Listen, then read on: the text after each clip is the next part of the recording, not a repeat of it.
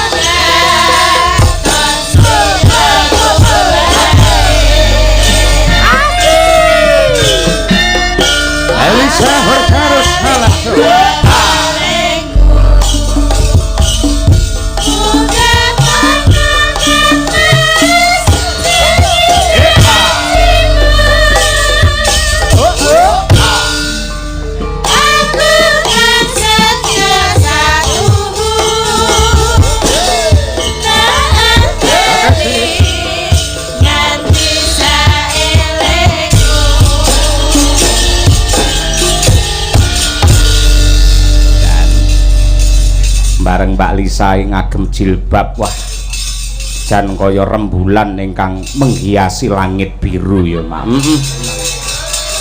Aja ngaten to Mak Cangi, Yulimbo aku grogi, jujur banget aku grogi, mau joget grogi, hadir di antara para hadirin para pamirsa kalian ingkang mangku hajat niku kula grogi, wangun apa ora gitu tuh rasanya tuh gimana gitu. Menurut pendapat jenengan gimana? Ngeten lho nun sewu. Jenengan ngerti langit biru nih kok. Iya. Gitu. Ketika dihiasi dengan bintang-bintang itu indah. Namun ketika jenengan ini ngangge kudung, ya toh. Iya. Hiasan bintang-bintang dan langit biru itu sama dengan ditambah rembulan yang purnama penuh seperti cintaku yang penuh kepadamu. Aku harus minum ini. Aku aduh, ngapunten iki mboten gawe isu toh Pak Cahyo. Panjenengan tadi lho udah dibilang Bu Kesi satu-satunya niku nggih Bu Kesi niku lho ampun Bu Kesi biasane lek iki jam piro to? Meh tengah 12 biasane ngantuk pisan yahene gitu. Bu ngapunten lho Bu, ini nanti ndak menghadirkan isu dikira aku mau gitu loh. Padahal ya lumayan ingin, tapi kan aku tahu. Kan aku tahu posisi. Maksudnya kula niku namung ngefans kalian Bapak Yoyok menika namung mengidola karena salah satu dalang yang pertama kali saya tonton dan itu pun berpasangan sama ibu. Nanti dikira saya merenggut. Itu kan aku gak enak, Bu. Bu Kesi. Dalam nyapo. anu maem mawon gen lemu gen sehat nggih. Sik to. Aku ki kok is apal to. Angger cah loro ketemu. Mesti suasanane ngene iki. Pripun nggih Bu, niku ngaten niku Suasanane secara otomatis chemistry gitu ketemu karena mungkin mengidola saya cuma nonton secara digital, lajeng jarang ketemu kalau pas ketemu tuh nyambung dewe gitu. Iya. Pancen aku Ramaido Elisa. Waiting treason because margi kulinten itu Iku bahasa apa? Bahasa ngendi? Bahasa Jerman apa? Waiting treason. Ya iya. Jalenten saking kelenten opo? Waiting treason because margi kulinten. Nah. Waiting tresno mergo saka kulino. Yen awakmu mung tak peling to, dalang yen kulino gandeng utawa nyedak sinden. Kulino suwe-suwe atine gogloh, semono uga ya sinden. Mula mau tak peling sore, ujiane 3 perkara sing abot babagan wanita. Coba lek ngerti wong wedok ayu kaya Elisa lek kuat ya.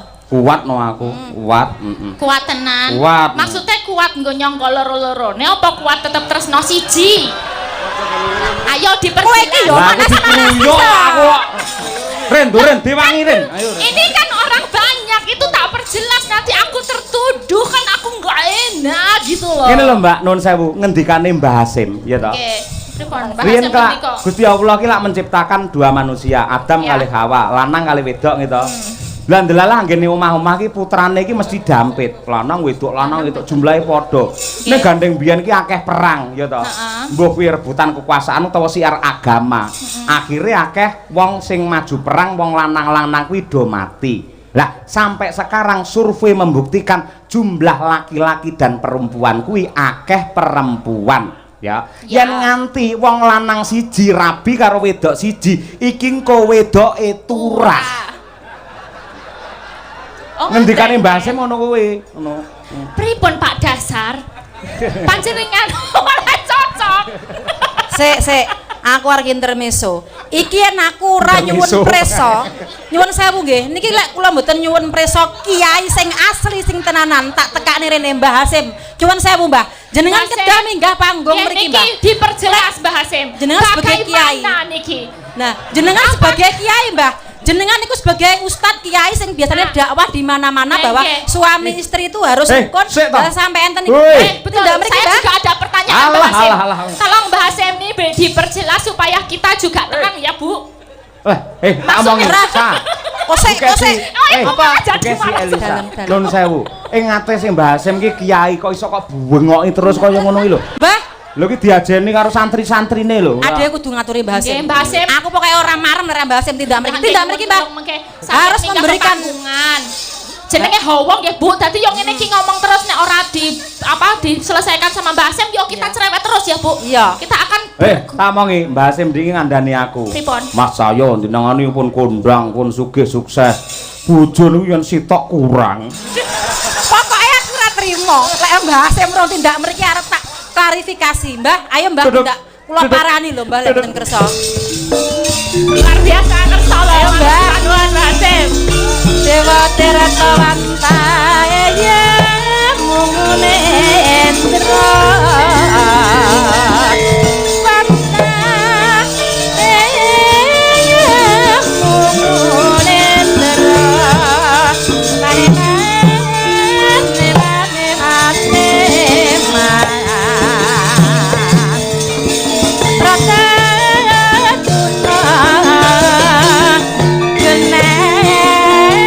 Panggala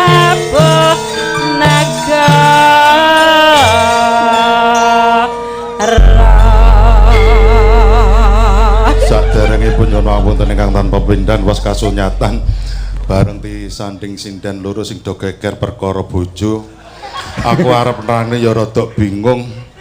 Wong kasunyatan godha sing paling abot niku wanita, tur wanita niku kalah karo Glembok Solo.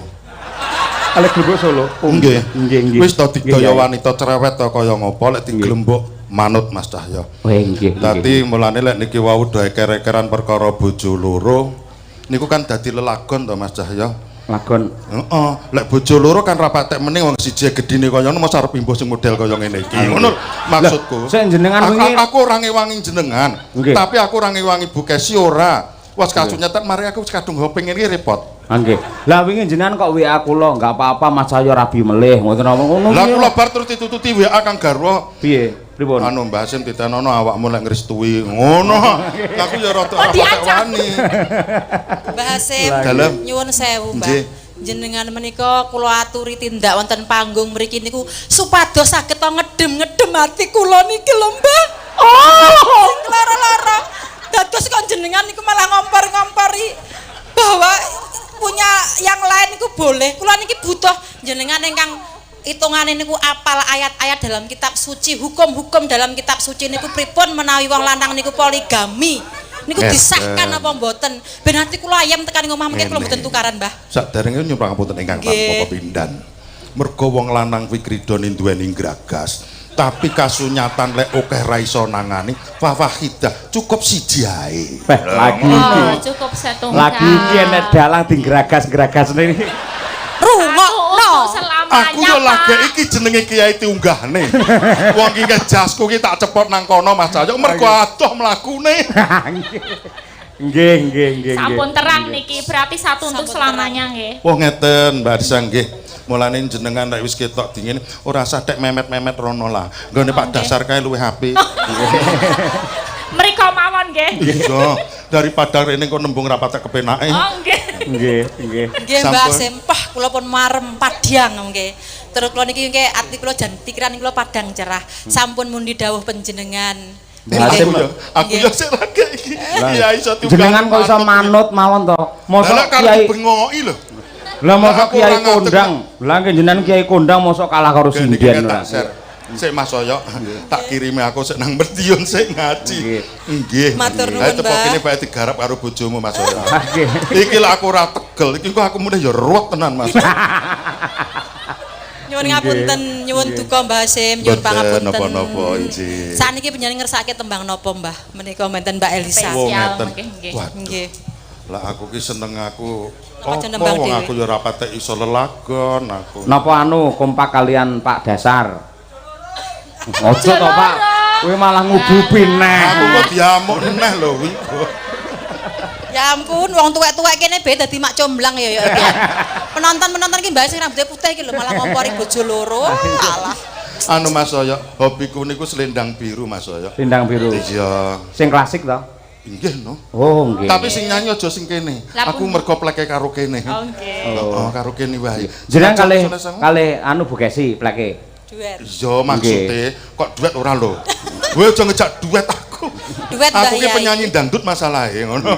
Mulane sadurunge ngendang aku wis gendut dhisik tak mriko ngoten. Dangdut karo ngendang wis gendut dhisik. Mbah Yai lucu tenan, Mbah Yai kuwi lucu tenan. Wah sungkem kula Mbah kula. Lah mulane kiai niku dipun tresnani kalian para jamaah masyarakat mergo le tutur niku adem. Dengan hiburan maka bisa mencerahkan kepada warga masyarakat termasuk jamaahnya Mbah Hasim. Lha kuwi luar biasa. Saderenge nyuwun pamunten ingkang tanpa pepindhan niki sampun kula nggih. Nggih, Mbah. Nggih. Mergo kanten nututi wekdal mengke kula ajrih lek lelakon menika mboten tutup ngeten. Nggih. Pramila kula tak lumengser saking kene mriki badhe terusne anggen kula ngombe kopi. Nggih, kula nggih badhe ngombe susu, nggih. Iki lho ditawisi susu jahe iki lho ora. Nggih. Anake Pak Mbah nuwun nggih pangestunipun Mbah Hasim. Nggih. Matur nuwun Mbah. Assalamualaikum warahmatullahi wabarakatuh. Waalaikumsalam. Sawerane pundi? Mboten. Oh nggih. Sik Bu Kesi neng kono karo Mbak Elisa. Dudoke kekompakan malah di dawuhi diberi amanah karo Mbah Hasim. Selendang biru nih sing klasik. Ayo. Ya, Pak Dik, kita rukun ya, El ya. Selendang songo, ayo. Kita itu karena sajane dadi bojo loro ya.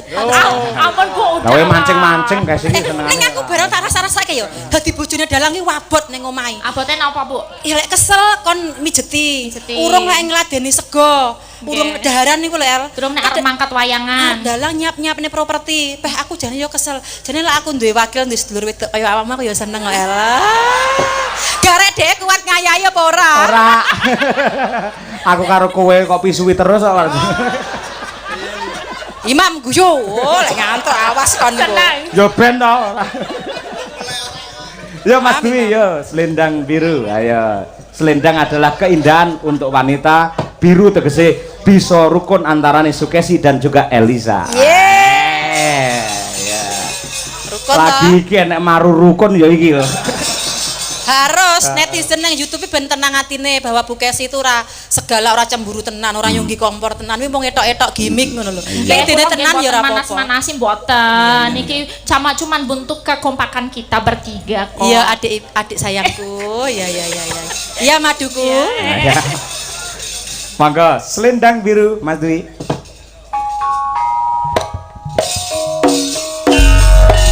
Ngatur Mbak Hasim, monggo sing laras punjo kopi Mbak. Berdua mawon yo.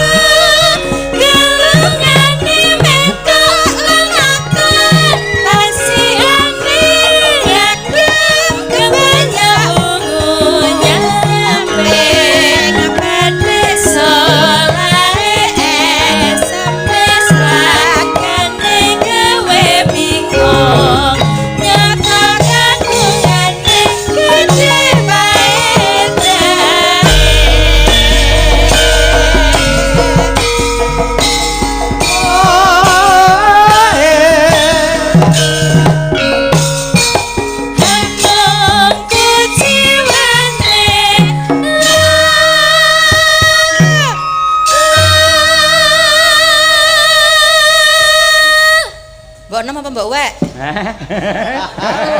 Pumpung rukun lho. Aku manut aku. Ya sing tuwek sik ra apa-apa. Aku nyadari yen tuwekan. Ora. Hanya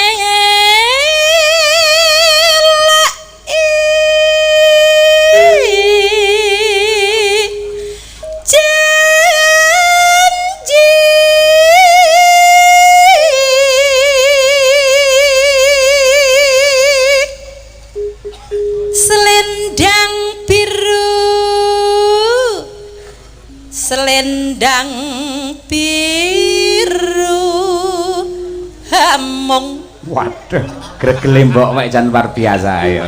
Amung. Bar kuwi termangan ayo. Ngono ya kudu enek grenjel-grenjele sing marai sensasi. Iya gregel-gregel.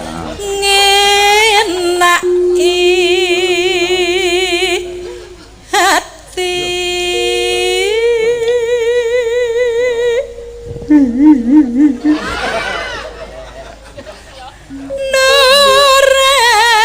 Tekan batin setiamu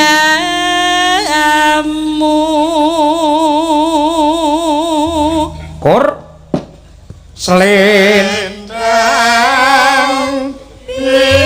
selendang biru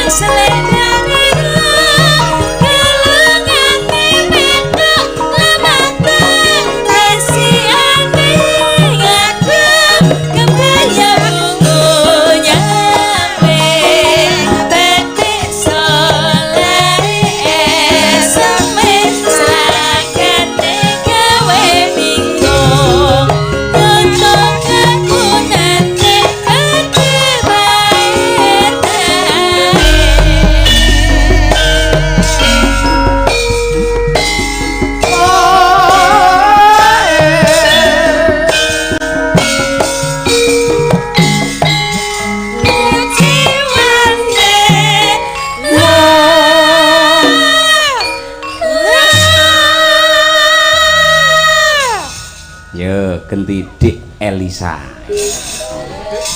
Dek. Hanya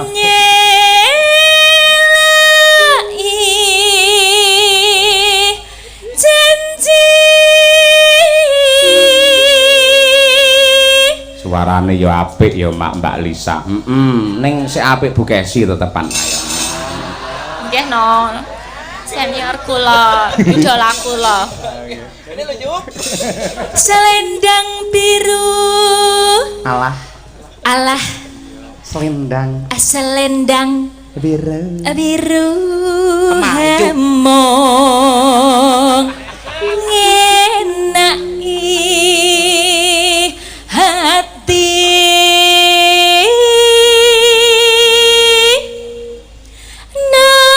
Neretekan Pak Cahyo.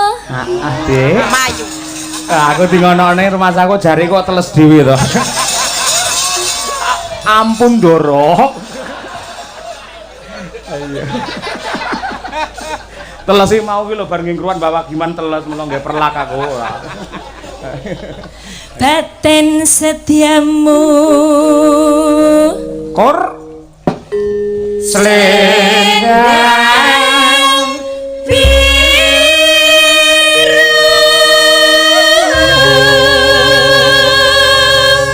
Grupak sing kenceng Mbak Lisa. Yuk.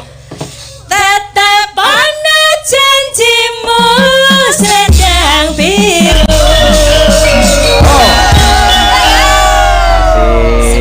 Sudah puas ya? Nggih Bu Kesi, nggih. Dawuh malih Pak Cahyo. Nggih no. Oh, nggih, Pak menapa? Dasar kala wau ngersakaken Nggih. Sri Huning. Oh, Sri gitu. Huning, Nggih. oke. Gandeng wau amanah sik iki ora tak dum ku sik lali kula mangke dina selak kundur mang jiro lupat 500. Niku wonten tulisane ngate. Nggih estu, nggih. Niki nggih kula khusus 500. Lah, Kula niku. tampi nggih, Pak Pak. Dasar niki nggih. Nah, pun sah nggih. Matur Nggih. sembah Nggih, nuwun. Niki kula padha-padha. salim mboten? Salim no ya. Nggih, matur sembah nuwun, jan. Pak. Le karo Kyai Kakung le bekti nganti tujune ora roh ae. Ayo. Nggih ngampun ngaten jenengan niku kan dalang. Dalang itu juga guru. Jadi kan saya harus itu loh menghormati kan ngaten niku. Mboten kok pripon-pripon niku mboten. Dihormati malah kaya gendera Mbak aku ora ya. Iki lho Pak Dasar ngesake Sri Huning jenengan. Nggih. Nggih. Pak Dasar mungkin ajeng duet kalih Mbak Tatin mumpung kepanggih. Oh sampun. Sampun. Nggih. Pak Dasar nyawang mawon pun marem. Nggih. Nggih. Stop. Apa neh? Stop. Loh Pak Dasar kan piyayine halus lembut. Nggih. Nggih. Jadi beliau wis nadyan tok ingin tapi mampu menahan diri, ora kaya awakmu.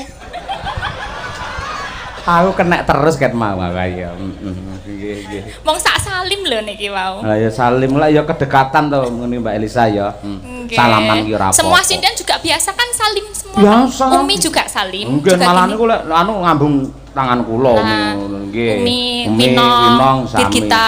Sami nggih. kok Bu, kula nggih salim biasa. Nah, Tapi nggih namung mboten kula kumbah. Iya. Lho pancen Elisa jarak kok sing senengane ora.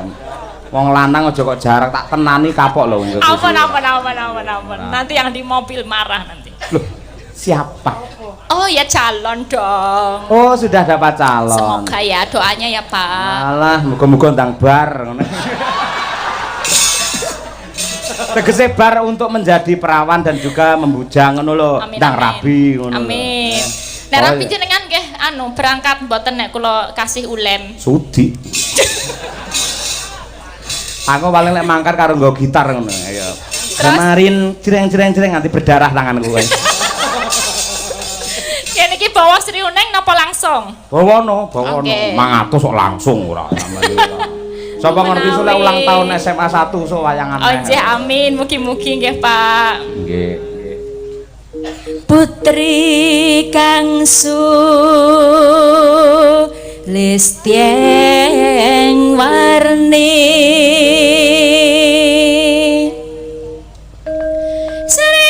Srihaning mastika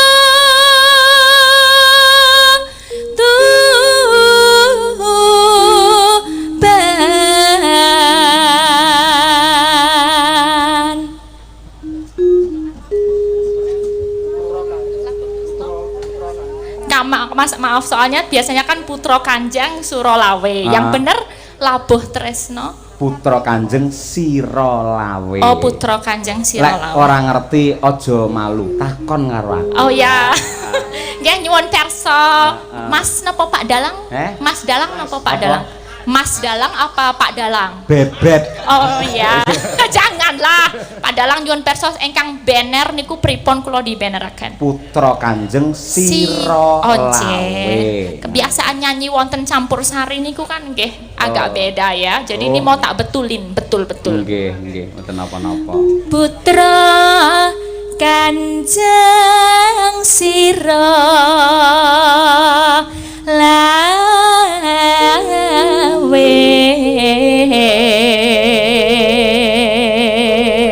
Nah, iki aja nganti kleru iki.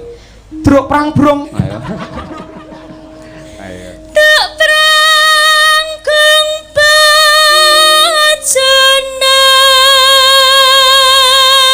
kara bebela wirat maya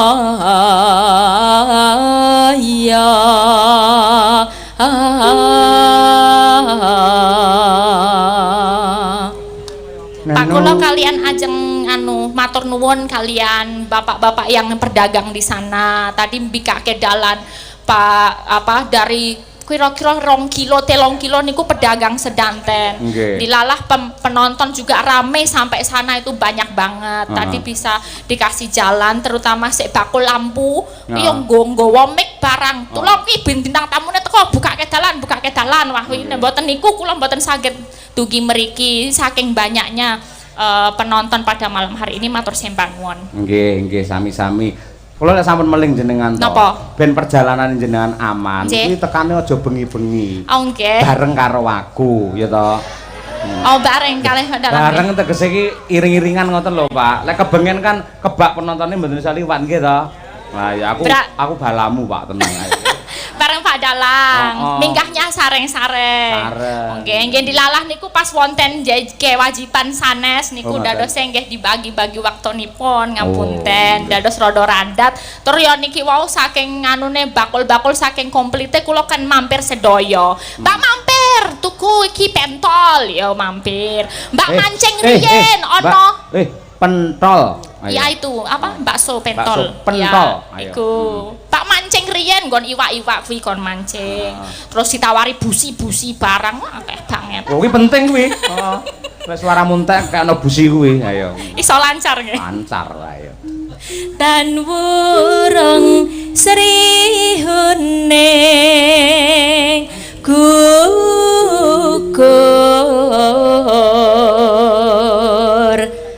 dadi mustikaning Tuban.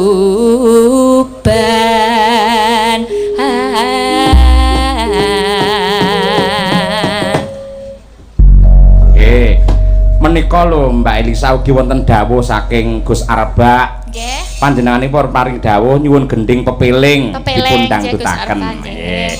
Menika ugi request saking Mbah Yai Hasim. Nggih. Mangke Srihuning sak rambahan langgam dilajengke pepiling. Pepiling. Nggih. Monggo tarik Mbak Lisa. Yuk.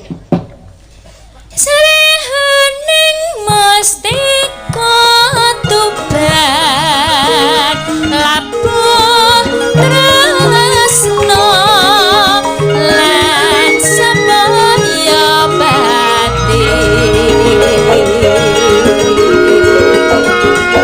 marang Raden Wiratmaya kang wis presen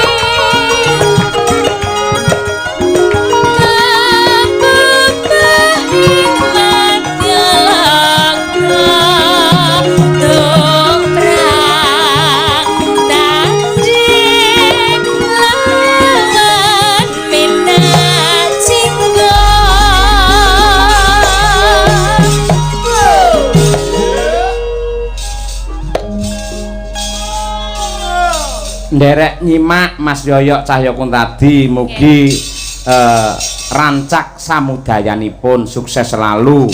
Saking kadang kula sepuh ing Klaten Mas Kisno iki lho Mbak Elisa. Oh nggih Pak Kisno. Bareng monitor. Monitor live streaming niki nggih kathah yang live streaming ya Pak. Terima kasih dari jauh dari berbagai belahan dunia nonton wayang malam hari ini. Nek dilumpukke ning kene tumblek-blek ora sedeng nggone tekan kono-kono. Ya iki tumblek-blek ora sedeng. Sedeng-sedeng ora. Dilalah konten apa teknologi baru digital live streaming iki membantu sekali piyayi-piyayi saged menikmati wayang dari manapun tempat disambi karo ngono ya iso disambi karo turu ya iso disambi karo ning sawah ya iso bebas saiki ra iso nonton dipirsani sesuk besok bisa nggih sip katresnane wirat maya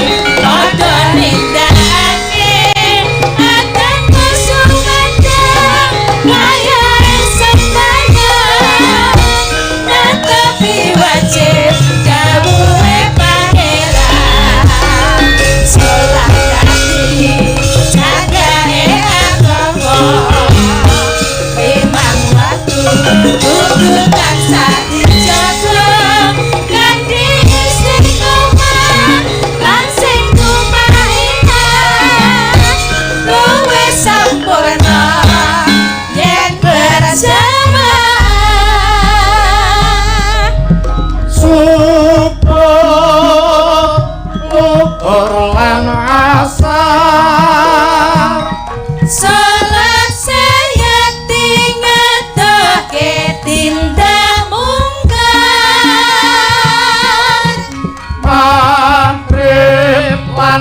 sak cangkepe Prayogane ditambah solat-solae Aja sakjana iku perintah agama Elingana ning donya sedelo sampeyan jangan pasrah sing kuwasa yen kepareng besok unggah suwarga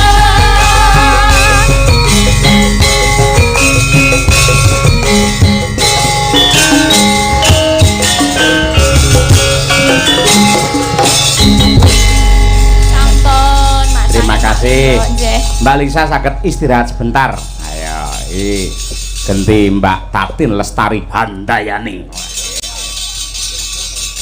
Men jumeneng. Monggo Mbak Tatin.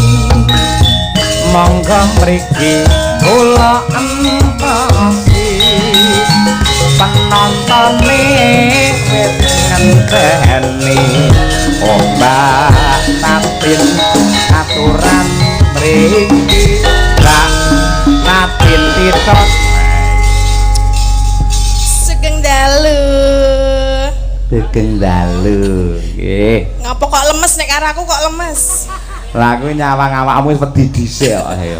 Kenapa? Lah kamu itu kalau lihat pria itu kok menteleng mripatnya itu loh. Ya jen mripate ngene iki mosok kon merem. Iya nggih. Menika suwe mboten petuk pripun kabaripun? Alhamdulillah sae sehat pangestu jenengan. Alhamdulillah. Jenengan langge sehat mawon. Nggih, alhamdulillah sehat. Garwane tasik Mas Tulus nika. Nggih tasih mosok ya arep piye? Ya tasik ngono dadak ngegas sing nyapa lho. Jenengan nggih tasih Bu Kesi. Oh abadi. Ayo. Kowe guyumu ra penak kowe guyumu. Saya percaya kowe. Ayo. Kok ketoke kok arep mbribik kancaku bareng. Sampe ini ora ngerti. Napa? Gimik drama di dalam pertunjukan ini ngoten niku. Kuwi teng tresno jalanan mau piye bahasane Bu Kesi wae teng tresen apa because margi kulinten mau. Jenengan ki kulino gimik nek engko suwe-suwe seneng tenan piye ro? Hah? Hah? Apa? Apa ora Lho, krungu apa piye nek omongan kurang cedak ngene? Wah. Jenengan kulino Bareng cedak gowedi, Pak. rasa dicedake ya jan gedhi. Ayo. Jenengan kulino ngono kuwi karo Elisa. Terus? Mengko nek suwe-suwe seneng piye? Ya ora bakal wong ya aku duwe iman lho, Mbak. Wong ki ora mesti iso diwolak-walikke atine lho. Kadang muni sengit ana paribasan sengit kuwi ndulit ki ya ana lho. Ya ora, sengit kok ndulit ora. Yo ngeyel. Ora iso saiki karo telek iki lak sengit to. Hmm. Ora mungkin wah aku sengit karo telek tak dulite, ora mungkin ngono kuwi. Kuwi peribahasa dienggo wong nek kanggo wong karo wong ora karo telek. Lah ya paribasane ngono kuwi. Sengit ndulit apa ora. Gur lek pancen sengit lek pancen seneng ora usah dulit-dulit langsung ngono ae aku kuwi malan ora. Langsung. Wani apa? Wani apa piye? Ora. Kene kok le. Nggih menika nderek sowan wonten dalemipun Pak Arba nggih kalian Bu Siti ngitanaken Kang Putra. Nggih Mas sapa namine? Ayo sapa? Mas Ayo. Al. Bagus? Al? Albib. Albab Albib. Labib Nur. Jenengan maca ya. Sapa jenenge? Labib Nur Irham. Nggih, Mas Labib menika mau mengucapkan selamat menempuh bentuk baru buat Mas. Piye to iki kata-katamu nek ngono kuwi? Lah piye? Lek wong manten piye ucapane? Selamat menempuh hidup baru. Oh iya, lek ulang tahun. Selamat ulang tahun, semoga panjang umur. Lek sunatan. Selamat menempuh bentuk baru. Sing baru iki bentuk sing piye? Hah? Kowe iso ngucap kudu tanggung Mau jawab. kan jenengan ana meni kulup-kulup mau lho. Heeh. Lah kulupe ilang. Dadi bentuke baru. Carane wong ki maune nganggo ora nggo helm, saiki dadi nggo helm ngono lho. Iki sunat apa numpak sepeda motor ora.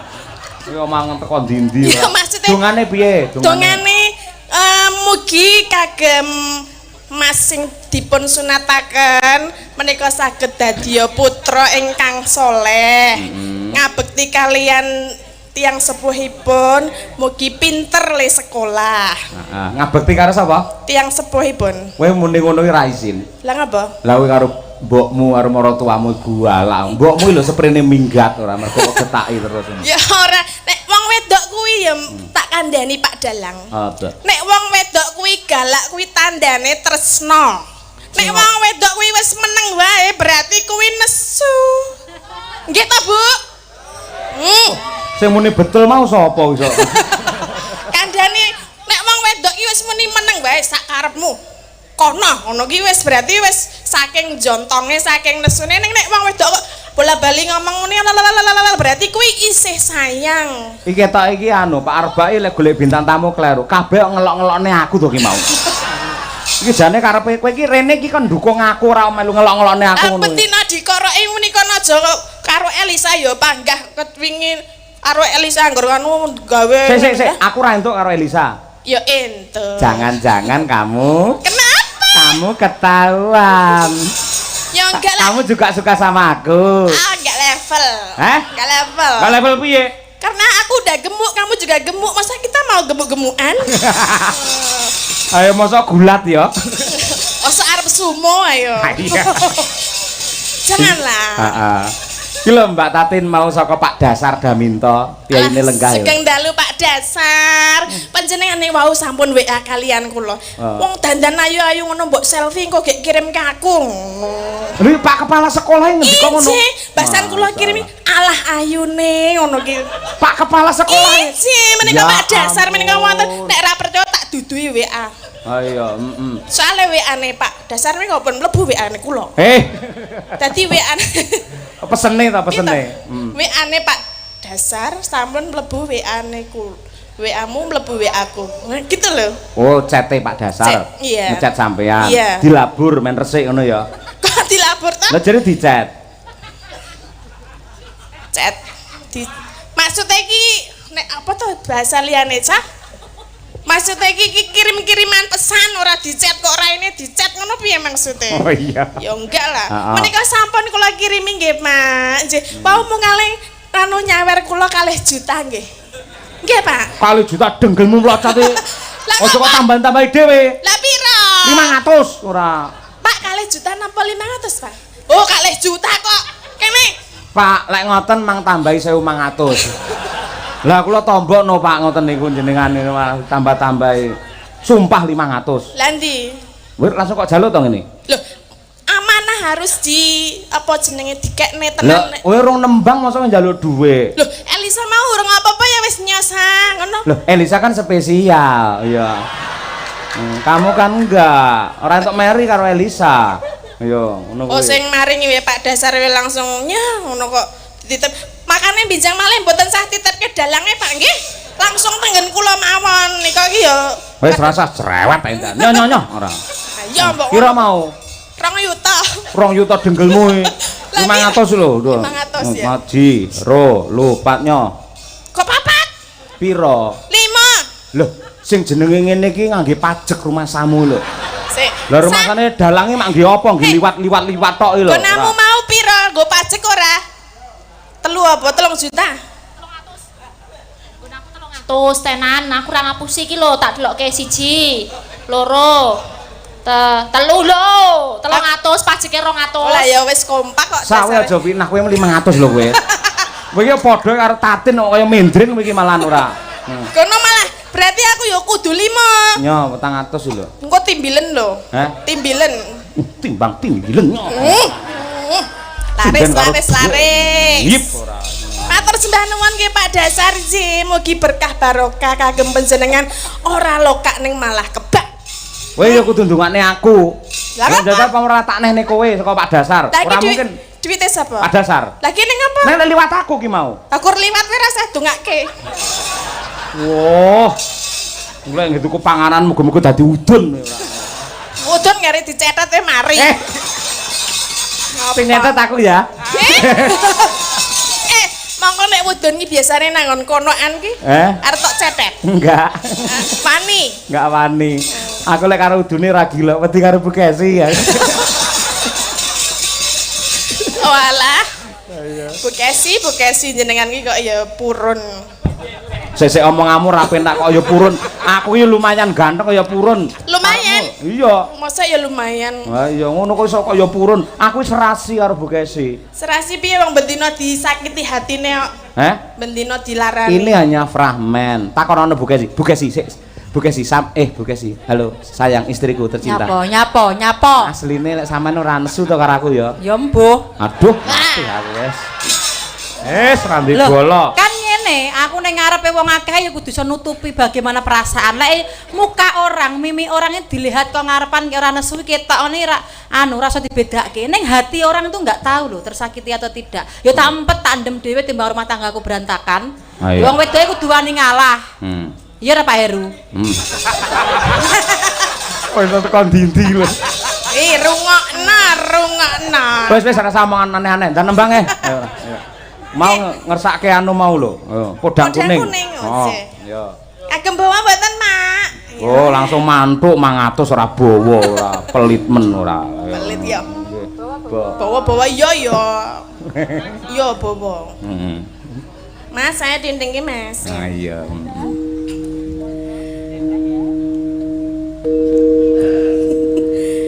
Natjan wujud temong paksi.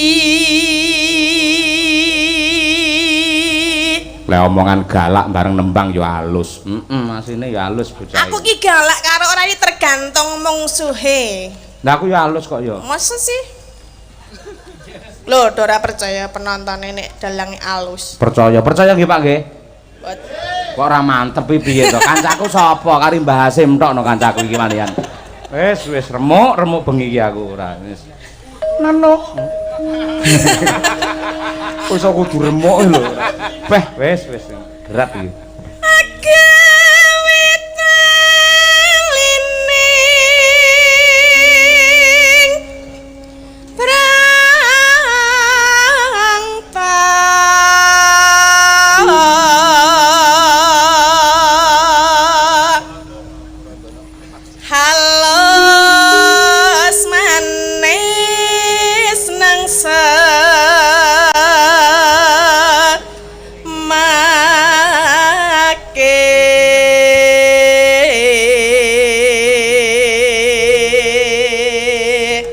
Mas Ujar iki kok iso Banjaran Asmarandana ya. Mau Asmarandana Semarangan, Sri Huning. Saiki apa ki Podang Kuning. Lah yo ngruwat yo aja turu ya ana tulise. Akeh men to ayo. Asmarandana. Asmara ki gandrung, dana ki weweh. Kaya dene Pak Arbak anggene weweh katresnan wujude pagelaran kang nghibur warga masyarakat untuk menyenangkan para penonton yang tercinta. Lho ngono kuwi. Luar biasa. Jangan tepuk tangan, ayo. Kenapa? Orang dukung aku Dek. Arep nyalon kok iki ora. Ya Tin. Iya. Ayo nembang kok yo. Iya.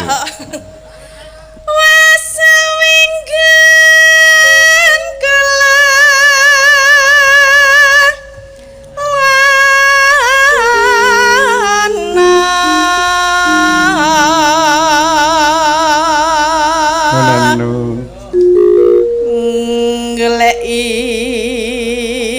si podang jenah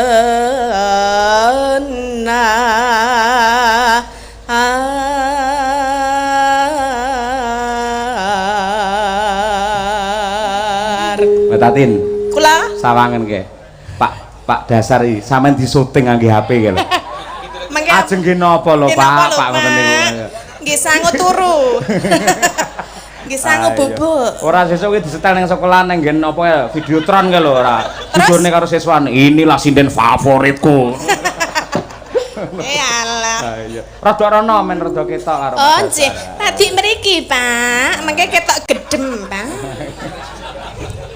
Nano. Ibu bunga hatiku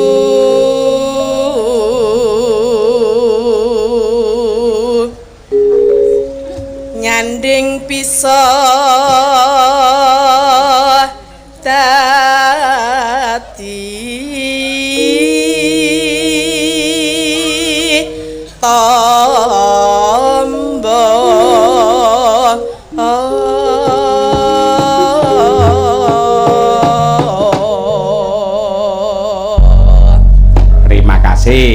Ya, dibacutke dangdut ning rada slow Mas Nova. Ayo.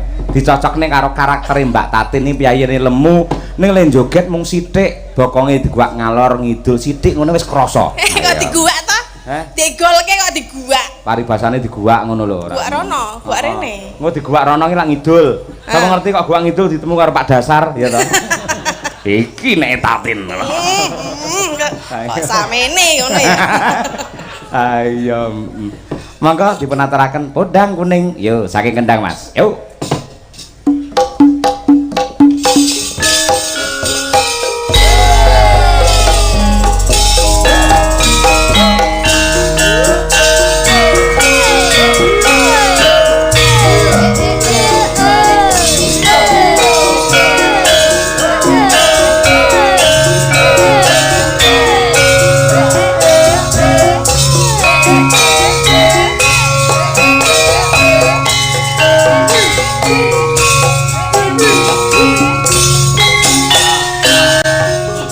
Ati Lestari Handayani.